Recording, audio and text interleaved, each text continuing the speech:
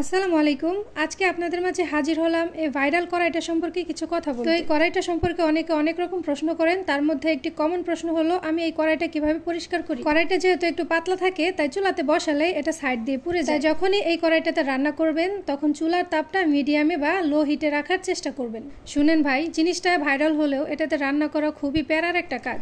যাই হোক, চলে আসি মূল কথায়। আমার কড়াইটা কিভাবে আমি পরিষ্কার রাখি আর এটা কিভাবে সবসময় চকচক করে, আজকে সেটাই আপনাদের কাছে শেয়ার করব। তো প্রথমত আপনারা কড়াইটিতে ভাজাভুজির কাজটা একটু কম করবেন আর সপ্তাহে অন্তত 2-3 বার এটাতে ঝোলের তরকারি রান্না করার চেষ্টা করবেন। যখনই দেখবেন কড়াইটাতে প্রচুর পরিমাণে দাগ বসে গেছে তখন একটি ঝোলের তরকারি রান্না করে ফেলবেন, তাহলে দেখবেন কড়াইটার দাগ অনেকটা কমে গেছে। তারপরে যদি কড়াইটা পরিষ্কার না হয় তাহলে একটু ছায়ের সাথে যে কোনো ডিশ ওয়াশার নিয়ে তাতে ভিনেগার, বেকিং সোডা এগুলো নিয়ে কিছুক্ষণ ঘষা মাজা করে তারপর 5 মিনিটের জন্য রেখে দিয়ে ধুয়ে ফেলবেন, দেখবেন কড়াইটা চকচকে হয়ে যাবে। তো সবশেষে একটা কথাই বলবো, জিনিস হোক বা সম্পর্ক, আপনি যতটা যত্ন নেবেন ততটাই শাইন করবে।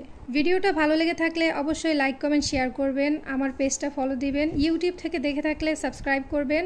ধন্যবাদ।